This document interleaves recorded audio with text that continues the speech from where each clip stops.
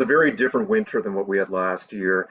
Winter will at least attempt to salvage its reputation across Canada. Remember a year ago, we went through an extremely mild winter. We had a strong El Nino in the Pacific Ocean. And that's important because the Pacific Ocean, I like to think of it as the engine that drives the global weather pattern. So when the Pacific is warm, it tends to overwhelm a lot of the weather across Canada. We tend to get warmer winters on average. That's what we saw last year. This year, it's completely different. El Nino is faded. Now, we've expected La Nina, its counterpart, which is a switching of where the warm water is in the Pacific, to come on, but it's even kind of stalled. La Nina's been afraid to walk through the door, so we're kind of stuck in neutral right now in the Pacific. And so that's one of the things we look at. But we're also looking at other weather patterns and indices around the world.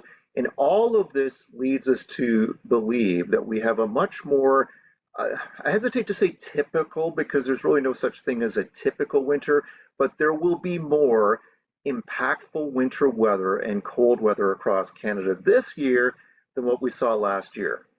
Now, in terms of where that sets up, it depends on the time. When you look at what we've just gone through the last 2.5, 3 months, this has been one of the warmest falls we've ever had across the country. That's not unusual. I mean, we are seeing increasingly warmer falls of any season across the country as the globe warms.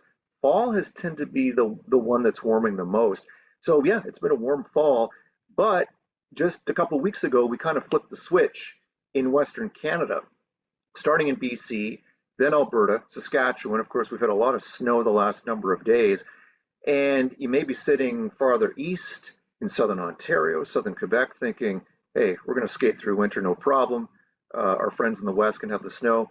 No, it's actually coming east. So the warmth that we've gone through, there's a really harsh reality that's on the way. If it hasn't already hit where you live yet in Canada, in the west, well, it's coming for the east where it hasn't been cold so far.